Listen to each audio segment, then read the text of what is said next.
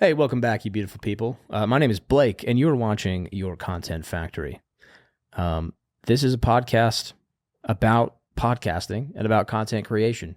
And here at Blueform Media, we aim to be the foundation for your content creation, and we think that podcasting is the best way to do it. That's why we have over 20 podcasts at the moment. And that I'm fudging the numbers a little bit. We have a few people in limbo, and then some are signing next week. But 20 sounds awesome, so I put it in there. Today I got some cool people here with me today. I have across from me on the far side, I have Bentley. Hello. And then I have Xander here to my Hello. right. Hello. Now we've been friends with Bentley and Xander for a long time. Now, how long have we known you guys? A year or two. Almost. Coming up on 2 years. Coming up on two, yeah. Yeah, and we've had the honor to work professionally with Zion Marketing, with one of the businesses you guys own and operate. And you guys do excellent social media, ads, all sorts of stuff that we need on the back end of a podcast. And we can do kind of what you guys do, but you guys do it with full focus and full intention. So we've partnered greatly in the past and had a lot of fun, and you guys delivered for some of our clients. And so we're always like, hey, well done. Tip the hat, old timey style. But I kind of want to dive in and share with my audience your guys' story, first of all, because it's interesting. If you guys could, please tell the audience how old you guys are. We'll do the ladies first. So I'm 18 years old. And I am 19. Hooray. Very old. Very old. Very old and wise. Exactly. No, but it's crazy that you guys are this young. And I'm going to kind of give you the floor. I want to hear, how you guys met and stuff, and your intro into like entrepreneurship. Yeah. And then how you guys met. But yeah, being as young as you are and having this much like professional vibe, it's very rare. Thank you. Like, it's weird. I think Mal can attest to this. We thought they were like mid-20s, 24, 25, 26-ish. Yeah. And then it was like casually at dinner, you were like, yeah, I'm 18. Or no, I was like, hey, do you guys want something to drink? That's what it was. And you're like, we're underage. I was like, what? What? Okay. All right. That's interesting. So, yeah, let's start. I just want to hear, we'll start with Bentley maybe, because yeah. you're the entrepreneur here. I originally moved here almost coming up on 4 years from Denver, Colorado. That's where I was born and raised, and I moved here with my family. We just kind of always had a feeling we wanted to be in Southern Utah, and it worked out. Nice. I moved here, I was in my sophomore year of high school at Crimson, and I met Xander. Actually, I met Xander's friend who connected us. Mm-hmm. And we met and kind of just didn't stop hanging out after the day that we met. And my parents are big entrepreneurs, so I've been raised in the mindset of entrepreneurship, and I've always known that the college route was never the route for me. And so that's why we met, and we ended up graduating a year early from high school because we were like, we're either dropping out or we're getting our GED, but we are not doing another year of high school. So I've always known that I am an entrepreneur at heart, and will never do anything that's not entrepreneurship. Yeah, just like running your own show. Except running my own show. I can't do boss. Xander will tell you, I can't have anyone tell me a single thing to do, or I go mad. Yeah. So. Is that pretty accurate then? Oh yeah, all the way. Good summation of it. Yeah, I think that's a fair summary. So how'd you guys meet? Like prom? Like so what? My buddy asked me, hey, can you come pick me up and this girl? No. So you came to pick up your buddy who was going to go hang out with the girl. Oh, okay. And I had just moved here, and I didn't have any friends, and this kid was like, hey, want to hang out? I have friends. And I'm like, sure, I don't like you, but I'll meet your friends. And then I met Xander, and yeah. I don't like you, but yeah. That's interesting. It's crazy. I think it's important. I can't remember where this is. Maybe the audience can put it in the comments. But it's kind of like a wisdom that's passed down. I think it was an author or somebody, but it's good to have friends that are younger than you. Like a couple of friends that are younger, friends your age, and then friends that are older as well. Like not family, right? Because I have younger cousins and siblings and stuff. They would be about your age, but like actual friends outside of your sphere, right? That you go and make friends with, because it gives you a different perspective on life, on business, on what's possible, on what has happened in the past. If you have an old person, that you're kind of getting, good wisdom from. And so for us, it's kind of like unintentionally, we didn't like seek you out and we're like, hey, Yeah, you want to be our friend? You were looking for younger friends. No. Nothing weird like that, but we just run into you professionally, and then we've hung out and gone to dinner and discussed our future, which is really cool to see from somebody, you two being so young. So I have to commend you guys. But let's dive in, because you guys both own Zion Marketing. Yes, and that was kind of my step into business because of her. Yeah, she's the OG on that. She started that on her own, and then brought me in because I knew some stuff about cameras. So is it like, are there any entrepreneurs in your family, or is it kind of new space? New space, yeah. No, she's really the one that got me into it. My plan was not to do that at all. What was your plan? I was gonna go to college and get a degree in computer science. Nice. And go code. Go code. Yeah. Go learn to code. Go code. Yeah, learn to code. Exactly. Yeah, man. Okay, that's cool. Do you think that's still something you want to do? They got rid of all those jobs. Yeah. Oh, yeah. Yeah. Well, AI or India. And yeah. They're still there. There's more of a threat, I guess, for those jobs. No, yeah. If you look at like charts with job listings and openings, the contraction has been crazy. I want to say the numbers of today are super similar to like 2019, which, if you look at like between that, the spike goes crazy and then drops. Oh, okay. So yeah, you're saying it's kind of stagnated. Yeah. No. It should be the rate in which tech is growing, the jobs should be up there. Exactly. But they're plateauing. That's interesting. I mean, it is convenient. I know a lot of engineers or programmers code. They all say that, ChatGPT and other AIs if they use them correctly, has just doubled their workflow, right? And exactly. Made companies way more efficient, stuff like that. Yeah, and I was working an event today, and it was all about AI and using a generative AI and into your business and into your workflow. And it was actually a group of attorneys here in St. George talking about how they're moving their workflows into AI and how it's cutting off. They've shortened their employee list because of just their AI systems that they've built. It's so weird how like AI in the content space. I can't even talk, Mel. Sorry. In the content space, though, AI has been a game changer as well, right? Just for efficiency's sake. I mean, you look at what you can do with so many of these programs, and even just the pre-stages of even going to record in anything. Yeah, the way that you're able to use that exactly. Yeah, storyboarding, brainstorming, just massive amount of ideas that you can tweak. And then on the back end too, I don't think they've got it down as good, but the video editing AIs like Opus Clip, other stuff. How have you guys used that in Zion Marketing? So to set the stage a little bit, Zion Marketing focuses on social media, right? So it depends. So that is our focus of what we're doing with most clients, just because that's something that most people are not doing. Like, simple as that. People should be, they're not. So it makes it easy to offer when there's not as many people offering that. Right. But we do all encompassing marketing. So we'll do anything from setting up automatic email lists and phone calls. Oh, that's right. And you're using GoHighLevel. Yes, GoHighLevel is the one that we recommend. Just where everything's built in. Like, and she's the master with that. GoHighLevel is my thing. Really? Okay. GoHighLevel is actually my thing. Is it really? Let's talk about it. Yeah, tell me. So I started using GoHighLevel actually at a spa that I was working at. And I learned how much of a beast that it was. And when we shifted and started our own spa, I was like, we need GoHighLevel right now. And so it has been the hub for our business. And that's what's really shown me the power of CRMs and funnels.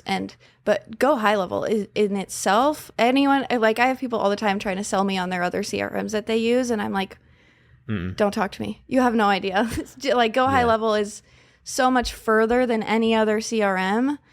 And it amazes me what it can do, especially for small business. Especially for small businesses. I'm sure there are CRMs out there that are custom tailored for like an industry. Different industries and niches. But we're yet to have a feature that someone said from another one. They're like, it can do this that GoHighLevel doesn't just can't do. And if they do, it's like one. Yeah. Right. Where Go High Level has many. And I'm still just tapping into the potential. Maybe you could come coach us. Yeah. And the Because- plugin support too is crazy. Like Yeah. the amount of third-party plugins and such that you can operate and run through that. Like compatibility is a big deal when you're choosing a CRM. It is.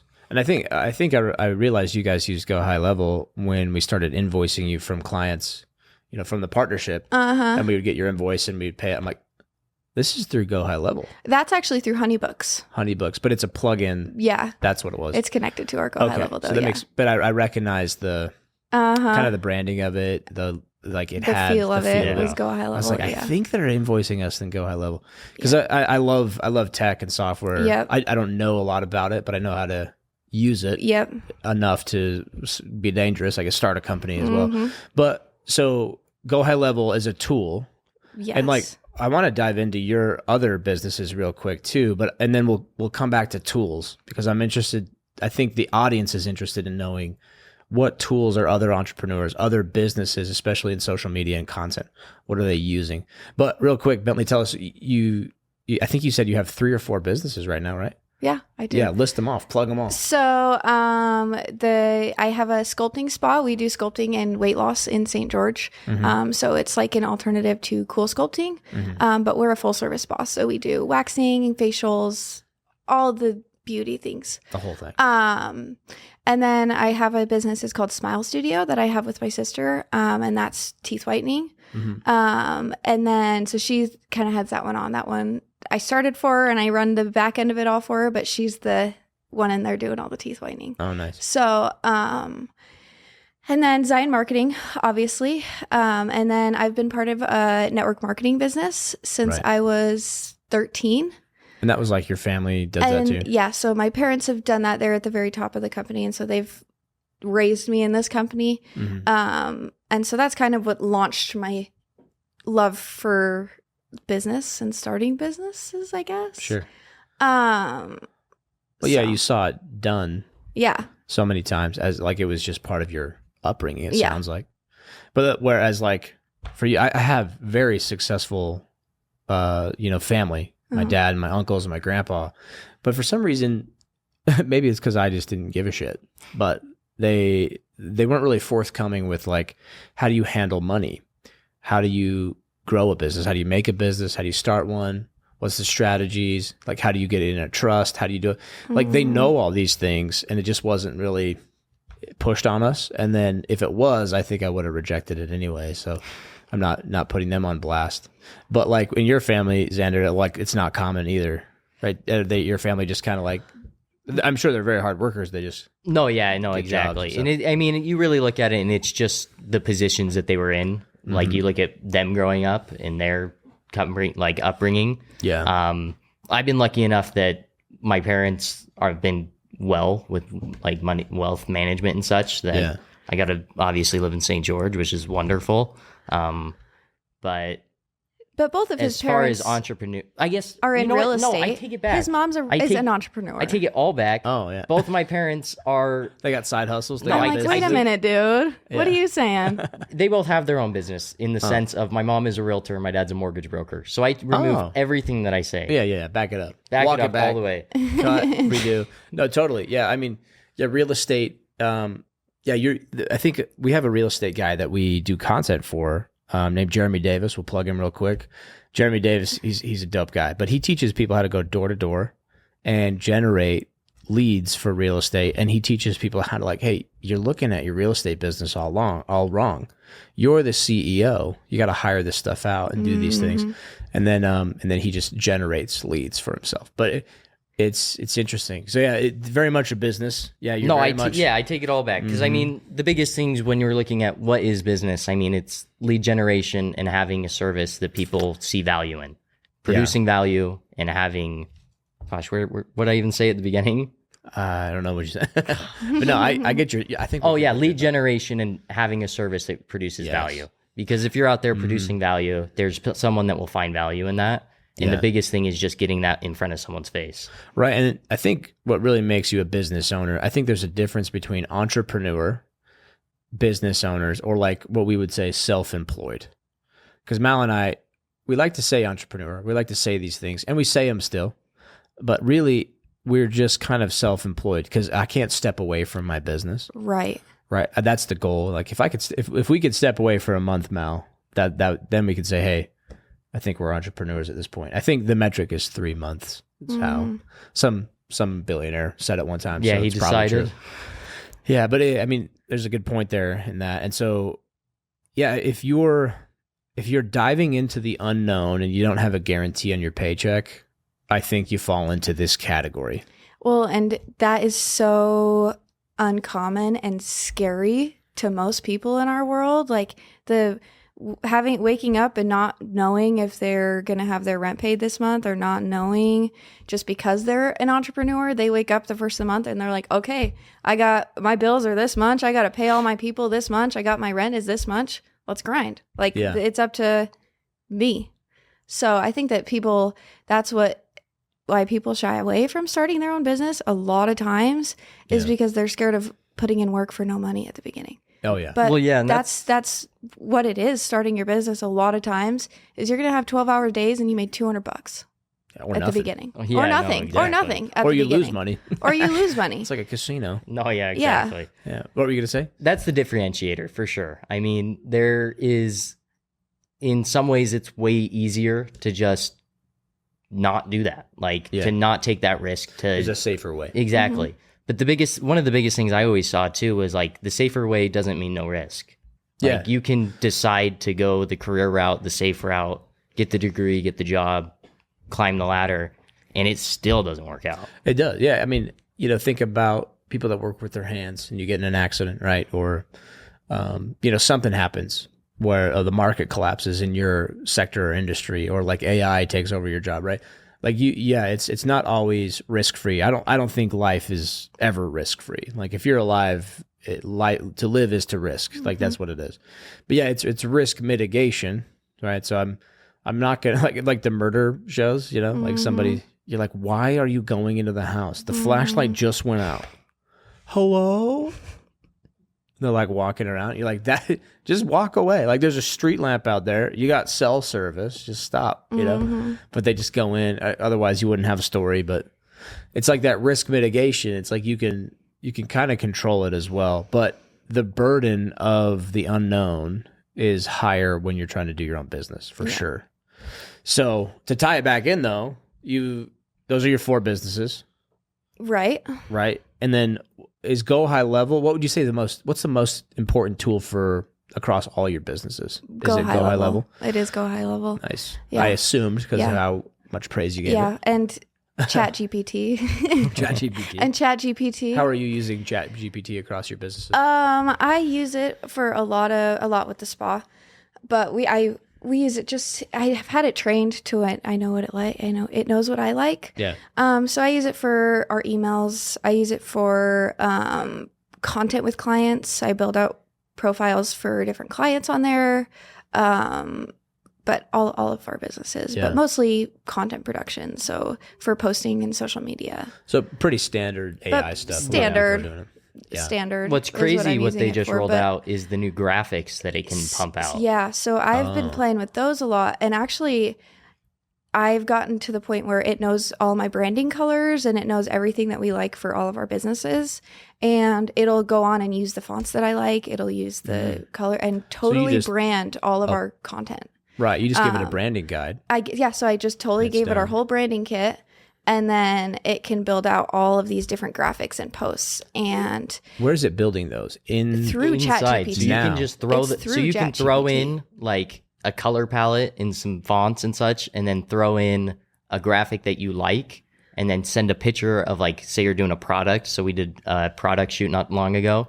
Whoa. And I took pictures of the products for like her online listing, threw those in with some other graphics that I liked, and it made 3D graphics of this lemonade. Was it a video or just it was just a photo? I mean, I don't think it but does it looked videos. like a professional product. It looked like she used it and loved it. Wow. I sent it to her, she loved it, and she's been using it. That's amazing. And so it's not, I mean, a lot of people I think use AI incorrectly, and so you can kind of see when people use AI at a surface level.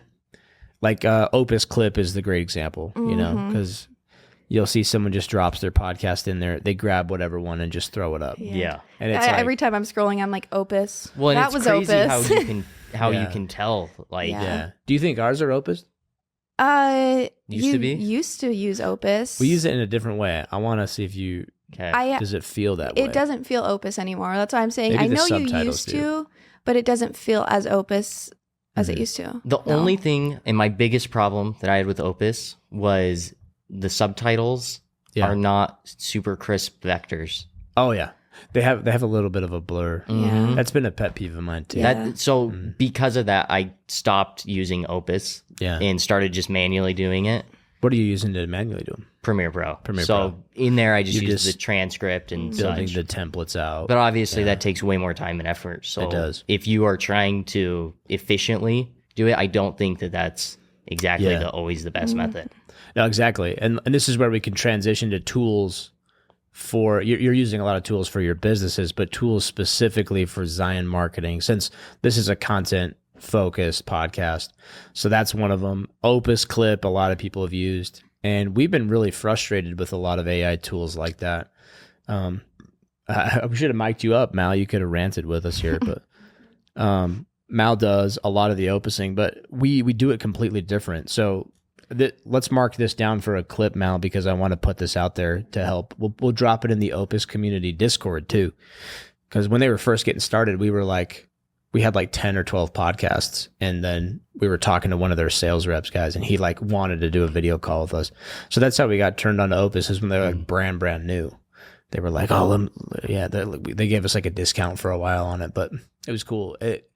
But we would drop it in there, and then we would find it just doesn't capture the moments that we want. Yeah. Right. So from a podcasting standpoint, we're doing, almost 20 podcasts now.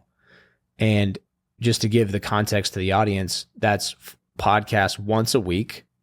So we're doing 20 podcasts every single week. And then we're fully mastering those, audio mastering, and then trimming those and doing a high edit at the front and the back end so the podcast looks amazing. Then we're taking that hour-long footage and turning it into 10 social media clips. So by the end of the month, they're getting 40 unique pieces of content on top of that. And you guys have seen this since you were doing it for the Dyno Service Pros.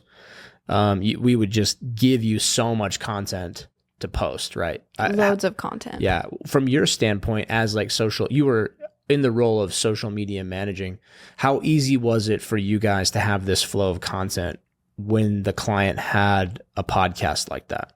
Super simple. I mean, if you're consistently getting content, if you consistently have content to use, that's the hard part is done, right? Like the easiest part ever is going to be getting it up, managing it. Like there's certain complexities in there that allow you to optimize that process and to get more for what you're doing. But you got to make it first. And that's the hardest part. Like the hardest part is actually getting up and making something happen. Right.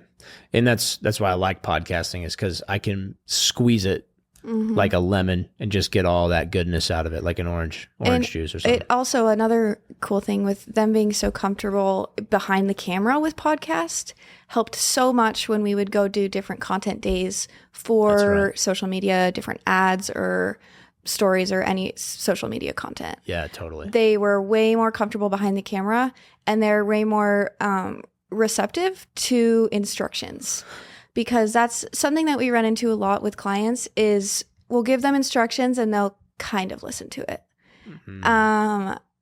And we're really good at, this is what this is your vision. Okay, let's do it. And then we were able to actually execute the vision how we wanted to. Quickly and efficiently as well. Yeah, quickly and efficiently. With less takes. Right. Yeah.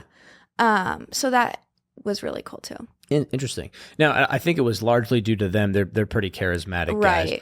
But you're saying that the podcast did help that. Yeah. You think? The camera shyness. Because a lot of the people we're starting with, they have no idea. They're never behind the camera. Like it's really uncomfortable. They're at zero. What do I do with my hands? Exactly.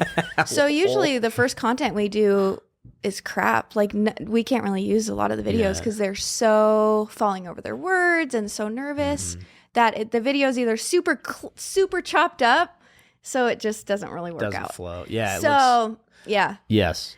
And the kind of the, Gary Vaynerchuk says it, Sean Cannell says it, all these gurus in social media say it, but like your first 100 videos, whether it's just Instagram or whether it's YouTube or whatever you're doing, or a podcast, like I think the learning curve for a podcast is a little lower than 100, because that's like 2 years of podcasting. So like, yeah, your first dozen podcasts are going to be pretty rough, right? But people have more conversations than they do stand in front of a camera and say, hey, what's up, right?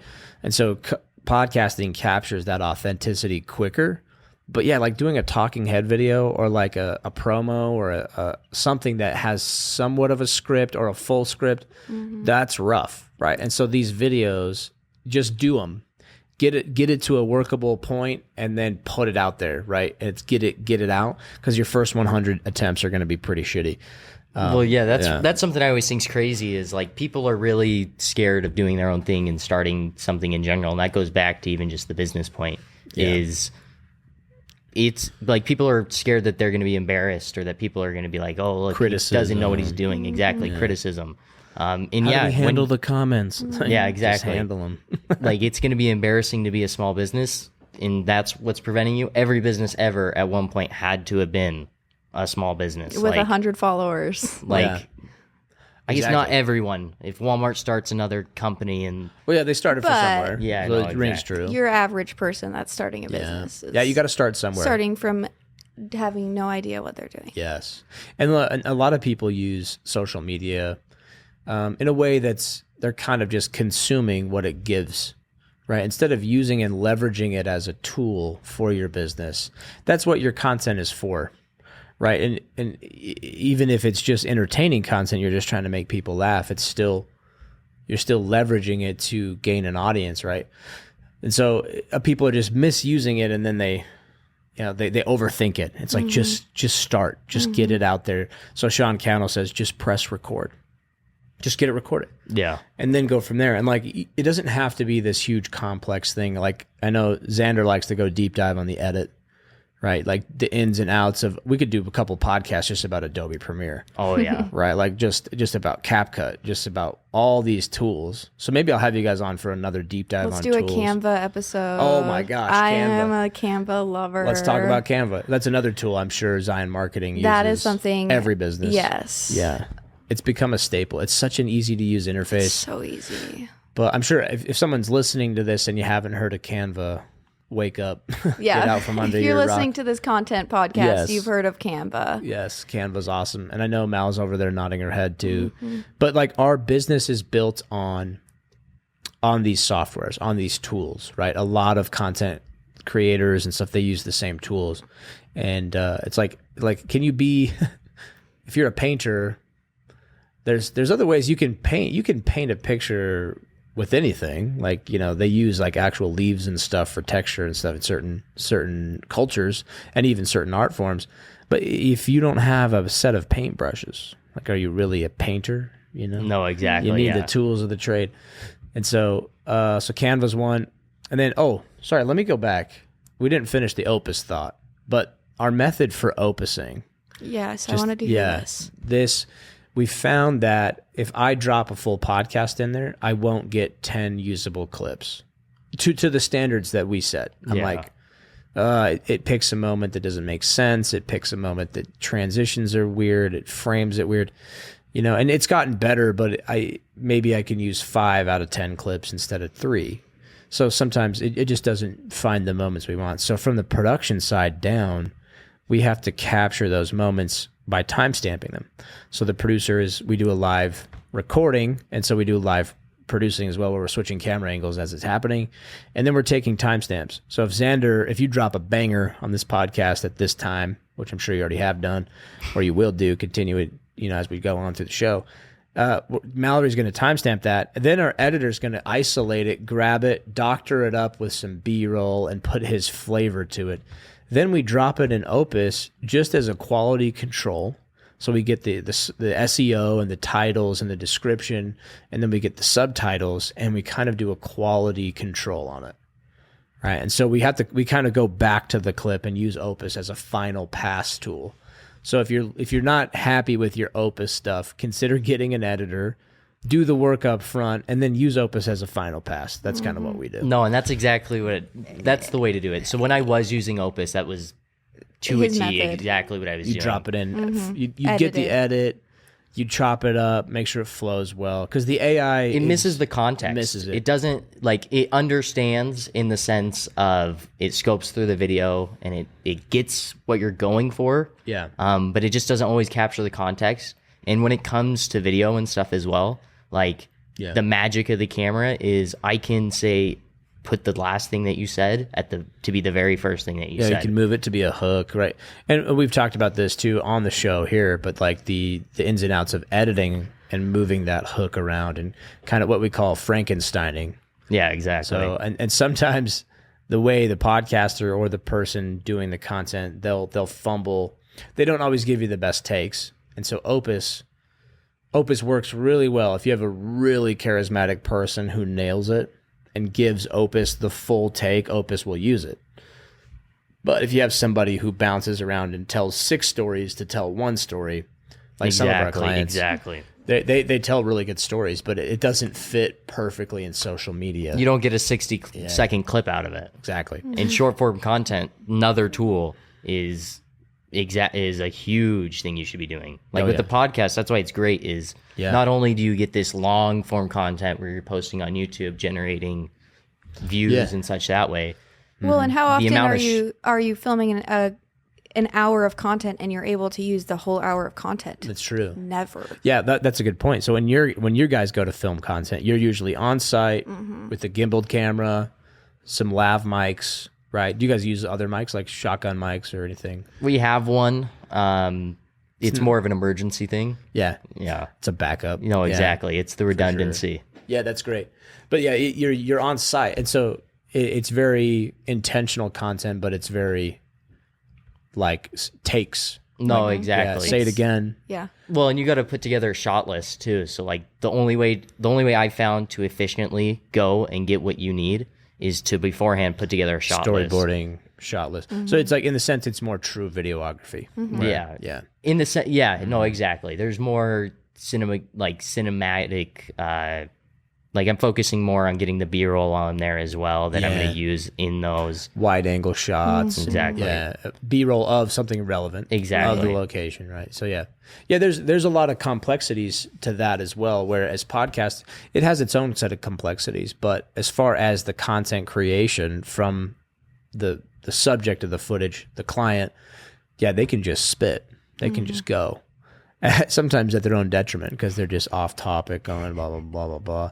And then they're wondering why we can't get ads or anything out of it. I'm like, well, you talked about your grandma's rug. And it was really cool rug. Great story, but it doesn't really help us push your newest product, you know. Unless your newest product was a rug cleaning agent or, chemical, it's not going to help you. So you're selling shag carpet. Exactly. Yeah, and so it's interesting.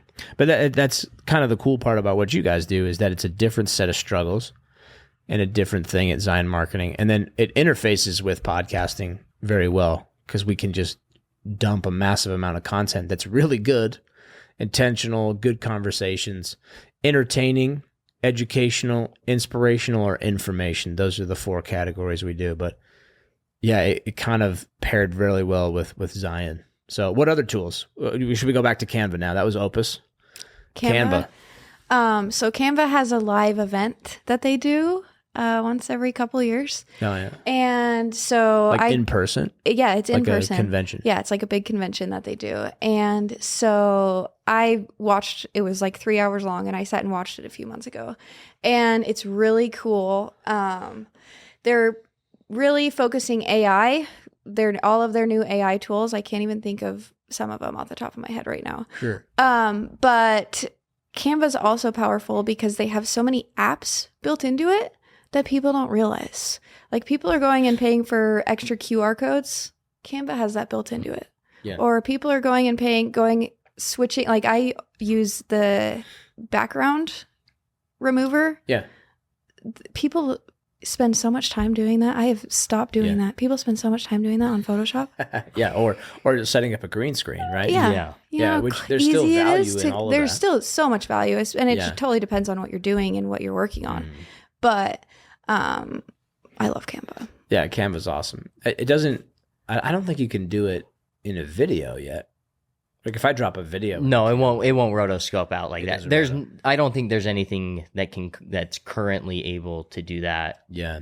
To the ability of manually going and doing that. Right. But I mean, when we're talking about these tools, like there are obviously manual ways to go do all this. Mm-hmm. It just costs time. Yeah, time and knowledge. And knowledge, exactly. And that equates straight back to time. Exactly. Yeah, the time consumption is huge, and that equals your bottom line. That equals your cost. Right, and a lot of people don't understand the nuance. They think it's just clicking a couple buttons.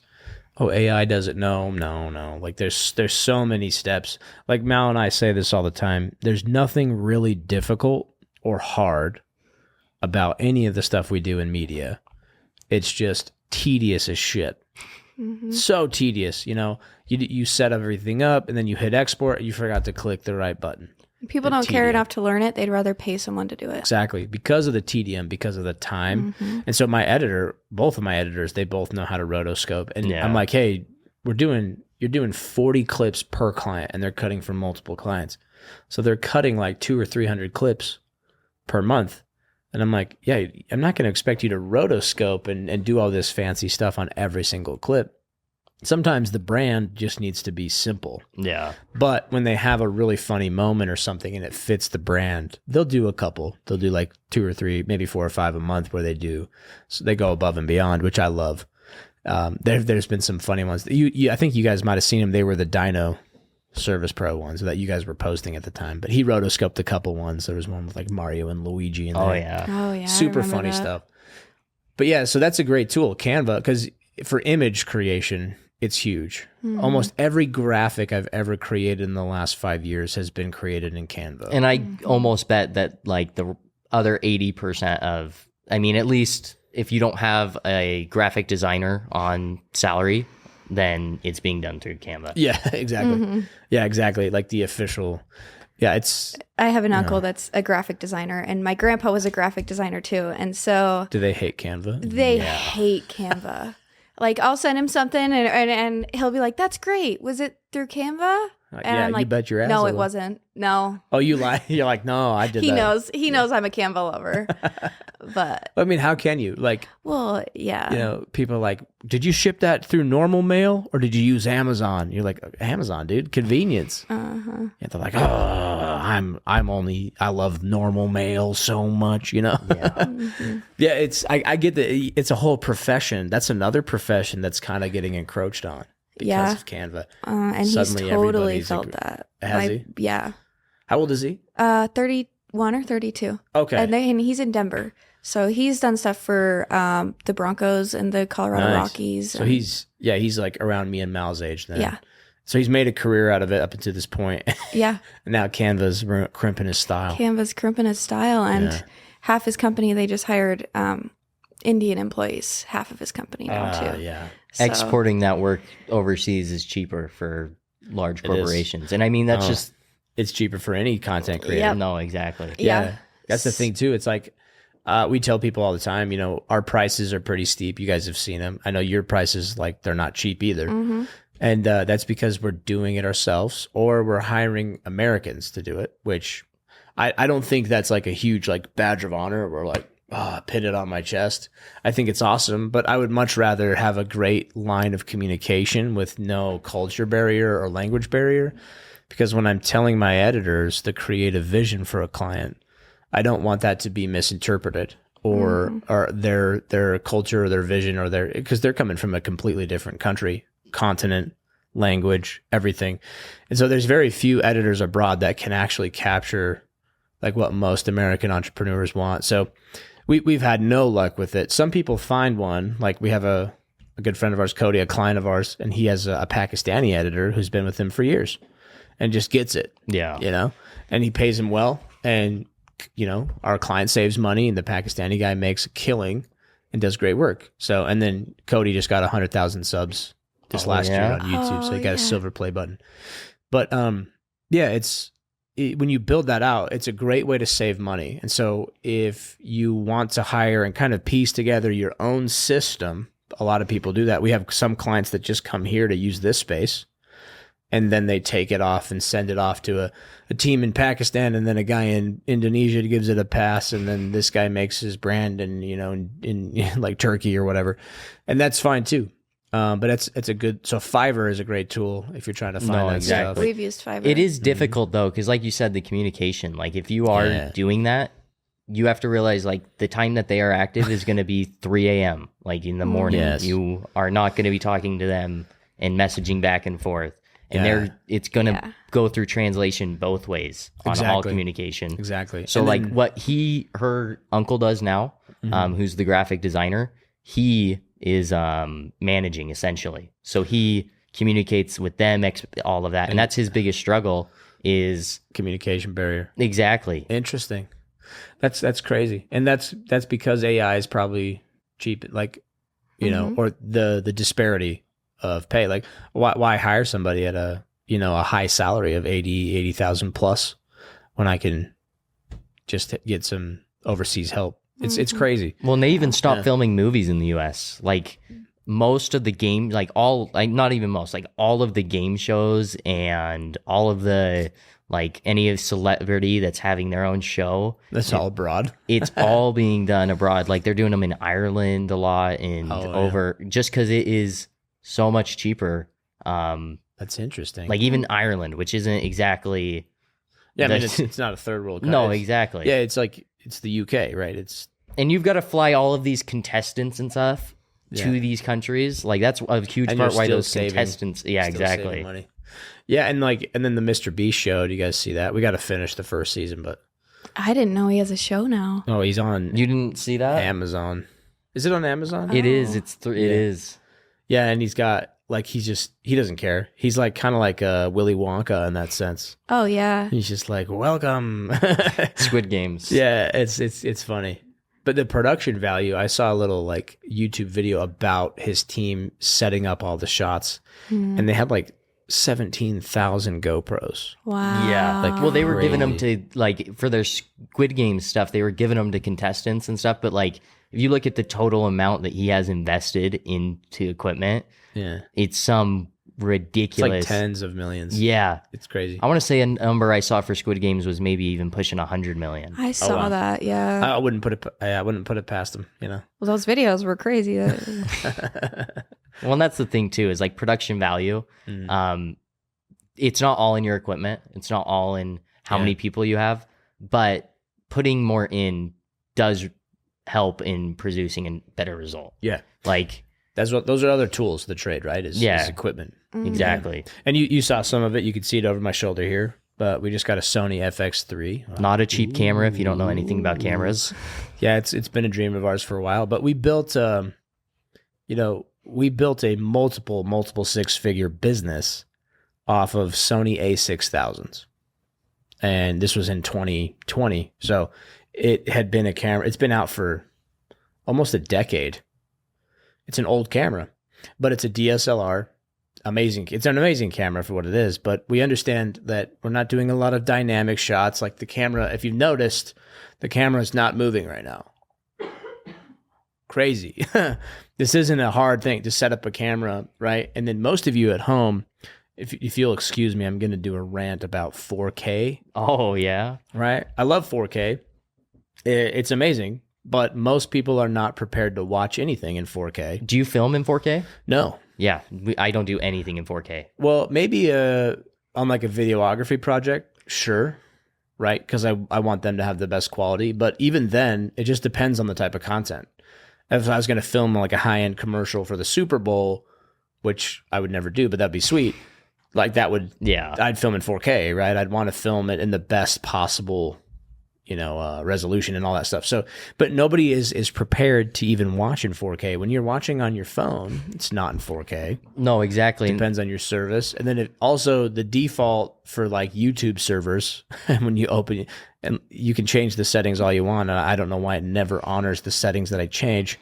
I'm like, I want to watch this in 1080 or the highest quality available. And then I'm like watching it and I'm like, this looks like garbage. And then I click it. It's 420. You know, it's like the lowest setting. But the bandwidth issue of your internet is also a factor. And then you got to have monitors to watch it in 4K.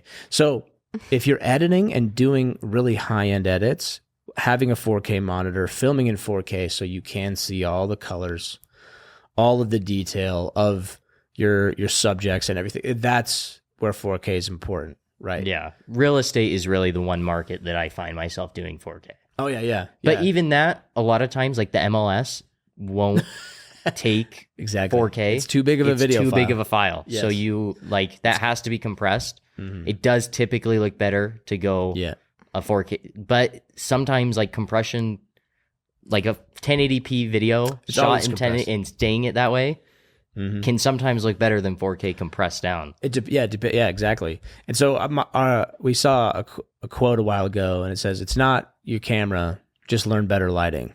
Yeah. I was like, that's what it is, right? This is a 6400. That's not, even though I have an FX3 right there. We just got this, so we're still playing around with it. Yeah. But it's going to be incorporated for other things, other types of content. I don't know if it makes sense to film a podcast on that as much as it does to film this because of how it's distributed, right? So this is my rant continued about 4K. It doesn't matter if it's in 4K or not. It depends on the content you're doing. I will die on that hill. I love high-end gear. I love it all, but I'm like, dude, to start a podcast, you don't need 4K at all. Because it's not going to be viewed in 4K. And most people, if they do watch a video podcast, it's on my second monitor and I'm doing something else, right? Or I'm in the garage tinkering. I'm not like glued to every pixel like, whoa, this is in 4K. I'm watching two people sit at a table in 4K. No, I want to watch dirt bikes going off jumps in 4K. I want to watch Tokyo drift around a corner. You know, I want to watch people skydiving in 4K. That's what I want to watch. But yeah, it's kind of overkill for a lot of content because, you know, a lot of creators just use this. Oh, yeah. And that's how we started. That was Zion Marketing was birthed. Our first client, we had our phones. Yeah. We just showed up and pulled out our phones. I showed up to the content shoot and she had a camera and showed me how to use it. There's so much power in your pocket. Let's go. Right? Like, and with people, it's amazing to me. One of the things I evaluate an employee on us is how quickly they can find an answer, right? How quickly they can use a search bar, either on their phone or at their computer. Like, use your search bar before I'm like, well, let's look it up. And so that's kind of been an unwritten rule for me and Mal lately is like, let's look it up. Over the last 3 years, we've looked up almost everything we're discussing. We're like, yeah, I don't know about that. And then we're like, let's look it up. Xander is an avid Googler. Yeah, Google it. Yeah, use other search engines too to get some second opinions. But like, yeah, use your keyboard. Those are other tools that I see a lot of people not using. But yeah, so 4K cameras. There's so much to talk about in content. YouTube. What do you, as a tool? Oh, yeah. Tell me. There's so much knowledge there. If you want to do anything, YouTube University. You can. No, exactly. Like I've completely self-taught myself with the camera through YouTube.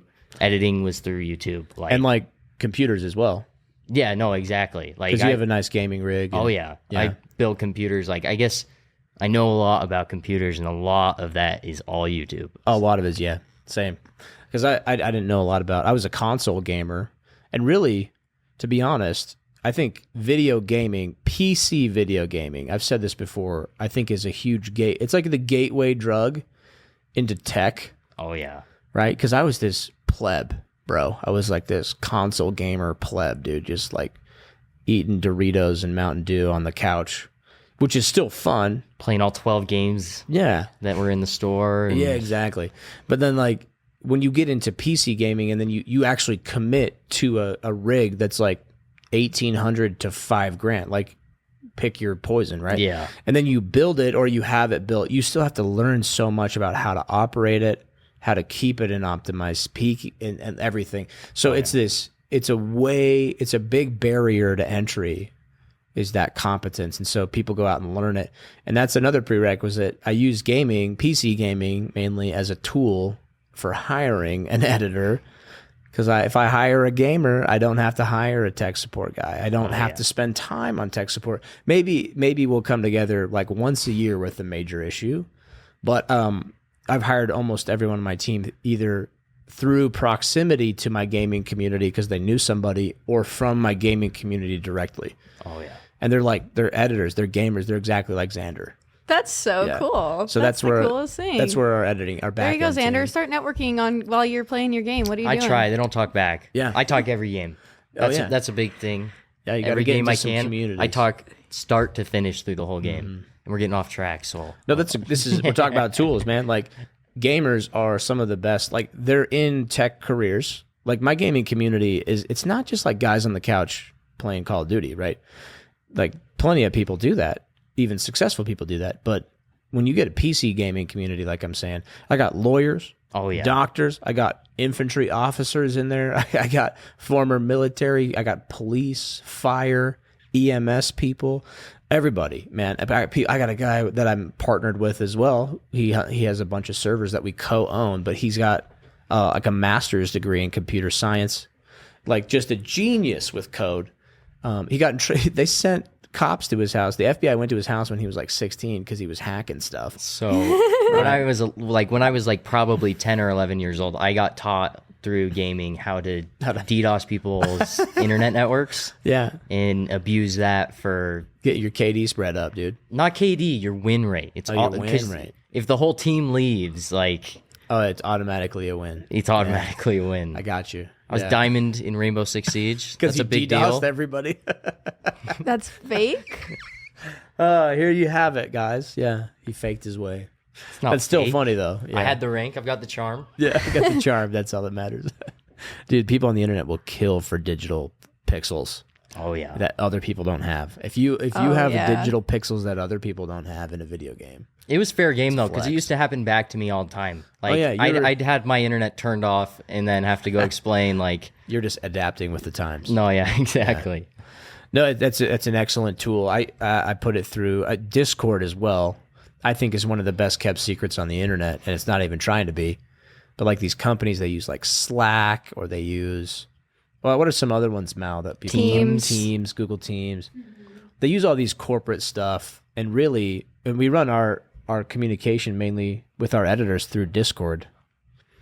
But it's if you can organize a community, you can organize a company. So that's exactly what I was just about to say. So what social media allows you to do that no other marketing strategy allows you to do is build a community. Yeah. And that is an unbelievably powerful resource, is having a community driving your business. Exactly. Now you have consumers who are directly pushing. Yeah. Tell them the story that you utilized your Discord chat for the time you were getting hacked. That's literally what you used to get your stuff back, is it not? Oh, like a two-factor authentication? Well, no, not that exactly. I had gotten basically my Steam account is worth some serious money.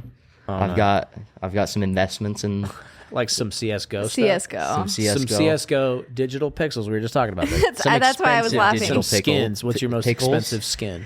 My most expensive skin? Yeah, your most expensive pixel. My most expensive pixel right now is a Gamma Doppler, Huntsman Gamma Doppler, phase. I don't know what that is, but I have friends who know what that is, so I'll tell them, and they'll be like, "Whoa, bro, what's it worth?" Undistinguishable from an emerald. Right now, man, I'm so mad. So market value, when I pulled it out of the case, which is a big deal as well. Pulled it out of the case. You didn't buy it off someone else. Didn't buy it off someone else. Yeah, or hack it off someone else. No, exactly. Didn't scam it. It was worth like $750. Right now, it's like $500. So $750. Yeah, is what the market value was, but now it's $500. Yeah. See that it's kind of like NFTs, right? It's kind of like crypto in that sense, where it's like it's kind of ethereal. It's not there. It only exists on your monitor. It's the OG NFT. It's a line of code, yeah. And so if you're not familiar with that, Counter-Strike Global Offensive, CS:GO, CS2 now. That's right, CS2. It's been around for a while. It's one of the most popular competitive shooters, and people have won millions of dollars playing this game, right? Competitively. Yeah. It's where esports were born. Yeah. Twitch streamers, like the big ones now, like Shroud, and there's a couple other ones, but they all started with CS:GO tournaments, right? And they won. So it's a huge industry that a lot of entrepreneurs are completely aloof to. Like I've been in rooms with millionaires, and then I'm telling them that I video game, and they're like, loser.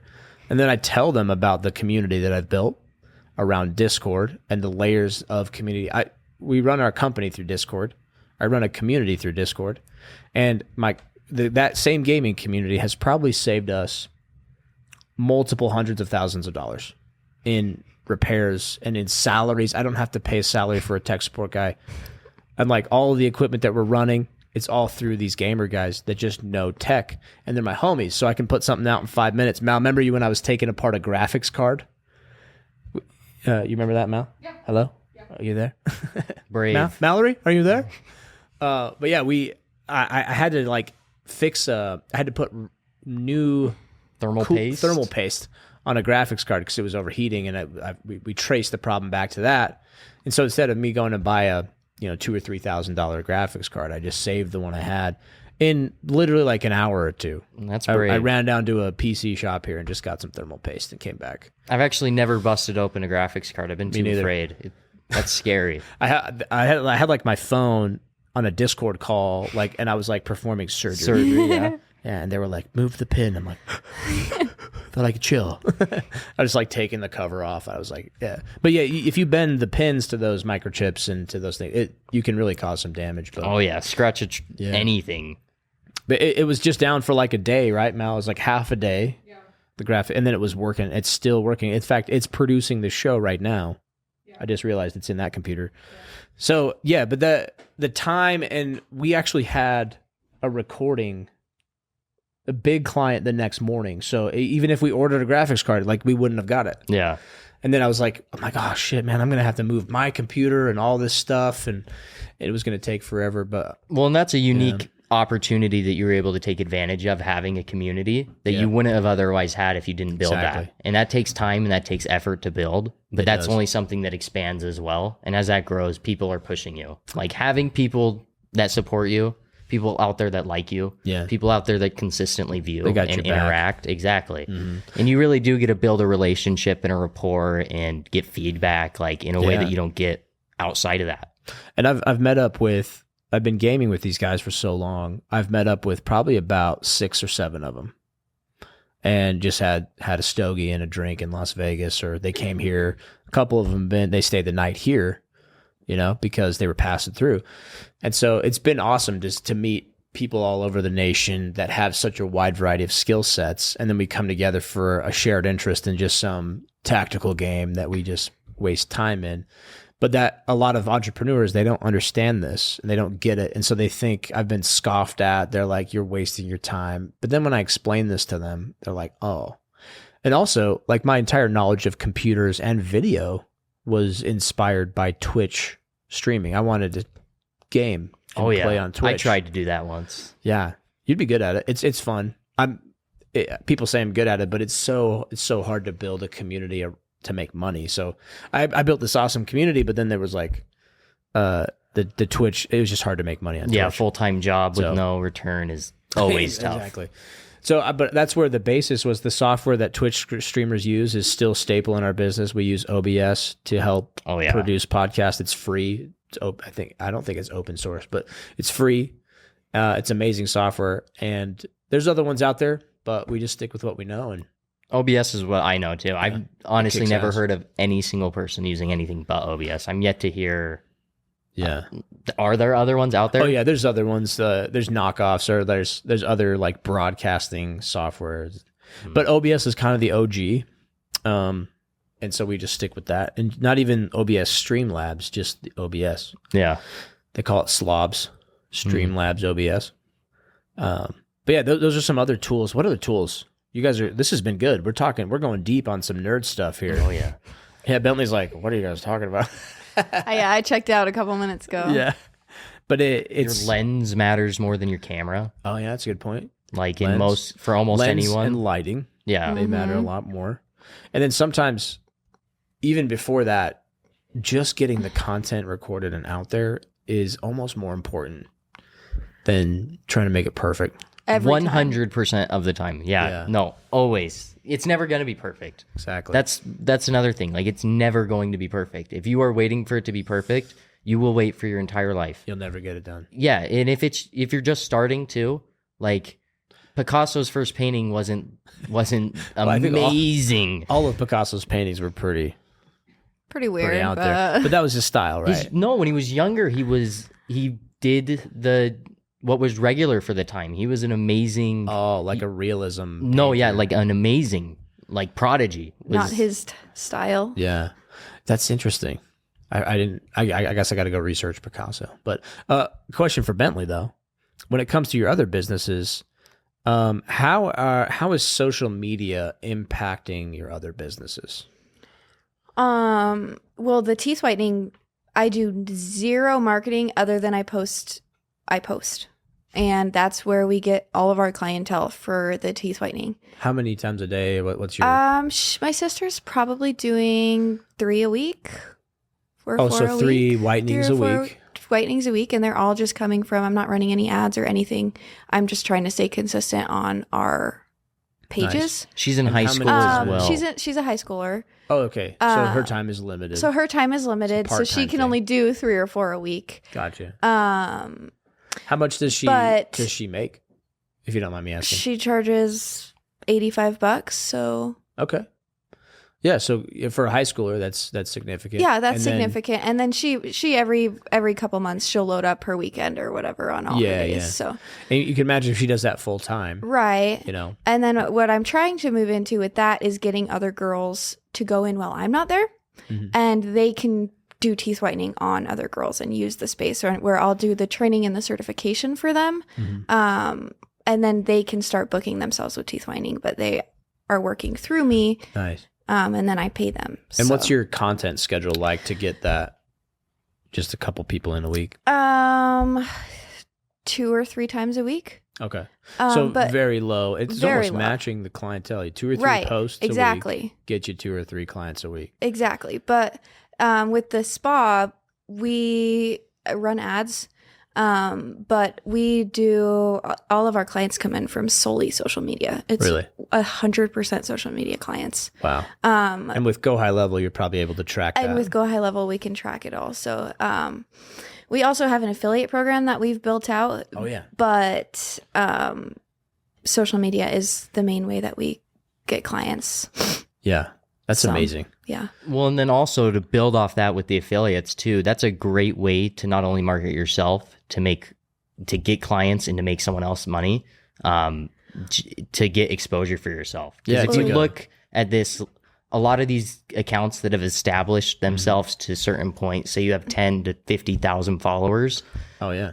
If you can get someone like that a link to sell your product or your service or whatever it is, and they get a cut and they're making money off that, they are ecstatic to be a part of that, to do that. 100%. They've now found a way that they can make money off of what they're doing and from their platform. And your business itself can grow from that exposure of them pushing people towards you. And they're actively motivated to push people towards you. And that's where like a small business, even like you, you can leverage an affiliate program. Yeah. Where sometimes you think, oh, that's for big companies. Oh, that's for this product or whatever. But like, when did it dawn on you that you could use affiliations? We started doing affiliates. We had anything built out. We just said, hey, if you promote us, if you get other people in here, we'll call you an affiliate. I would make them like a little business card with their face on it. Yeah. Like, or another term is brand ambassador. Yeah. Right? A brand ambassador. Yeah. And if you get any of your friends in, I'll give you a free treatment is how it started. And then I was looking through GoHighLevel. And I'm like, oh, shoot, there's a whole affiliate thing where I can set up all affiliate programs, affiliate links, affiliate funnels. And so I went through and learned how to make all the affiliate opt-ins and scheduling and just all of the affiliate programs through GoHighLevel. So it tracks all of that? So it can track. So like when somebody fills out a form, it will say, so-and-so filled out a form from this affiliate. And then it will also track if that person that came in from my affiliate purchased a package, so it will automatically pay my affiliate. It just because you've built that into the automations. Yep. Wow. So it'll automatically pay all of my affiliates of whatever they're doing. So I don't have to So you do the work one time up front. Exactly. And then it's just set it and forget it. And you have someone that's consistently selling you in your business, Well, then, and they're ecstatic because they're making money doing it. Well, then I have a couple girls. Yeah, I have a couple girls who That's awesome. They're super motivated. They're posting literally every single day. They're posting about Sculpted Beauty. And your cost is zero. And my cost for that is zero. They're until you just, sell. Exactly. And I mean, these girls, we're paying them a couple grand a month each. So they're like, the girl was like, I just made more in affiliates with you guys last month than I did at my restaurant job. I'm like, whoa. Well, thanks. Keep sending your girls going, in. I love you.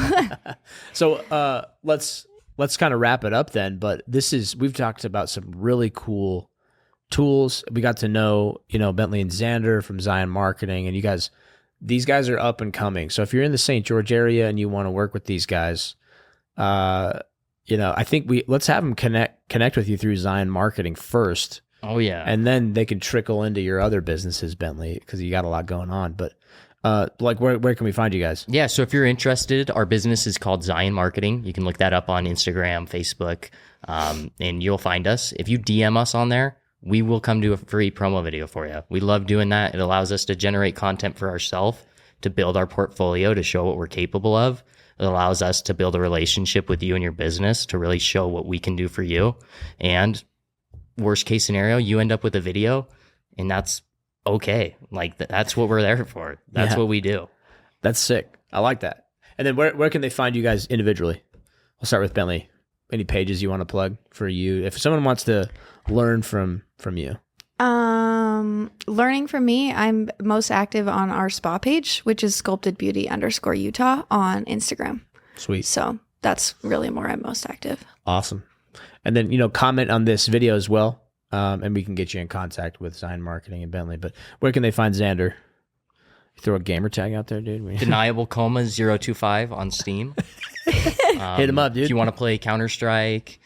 Or steal his skins. No, you're not getting them. I never even finished that story. Yeah. Finish it. Do it. I just want to tell you at this point. Tell me. I had gotten, all of a sudden, like, all these people are commenting on my account, trying to mass ban me, essentially. And it was a guy who had stolen my, the API call for when I trade to try to get me to send the skin to another account of mine. That way he could intercept it and get it sent to his account. All of my skins and stuff is what he was going after. So he was kind of harassing other people with your account. Exactly. So I went on to, and also Reddit is another huge one that business owners use. Having, again, community. I went on to Reddit and Discord and told my problem to the community, and they flooded the. Exactly. They had there's thus a lot of good they had thus Samaritans. righted the situation, and it got those guys gone. And my account's fine, still up. That's awesome, dude. And you still got your skins. Oh yeah. Yeah, that's sick. But that's your gamer tag there. Oh yeah. Yeah, and so we still got to link up and play. We haven't played. But yeah, we're gonna do great things with Zion Marketing. From what I understand, you guys kind of took a break. And you were working on yourselves. You moved into a place. Yeah. You guys are living together now, getting serious, right? Oh, yeah. Yeah, like you're not serious when you already have multiple businesses and stuff, But yeah, we're thrilled to know Zion Marketing. I can speak for Mal here. We've talked about you guys. I highly recommend you guys to everybody. You're really young. You have a really fresh outlook on life and lots of energy to give people in the content creation space. And we just appreciate you guys. And we got to go to dinner soon. We keep going we want to go to that one restaurant with you guys. Mm-hmm. What, Rylu's. Yeah. Right, yeah. That place is amazing. Yeah, Raichu, the Pokemon restaurant. That's what it's called. Yeah. Anyway, but we'll wrap it up there. So thanks for tuning in. This has been another episode of Your Content Factory. Just remember, we're Blueform Media, and we want to be the foundation for your content creation. And hasta luego.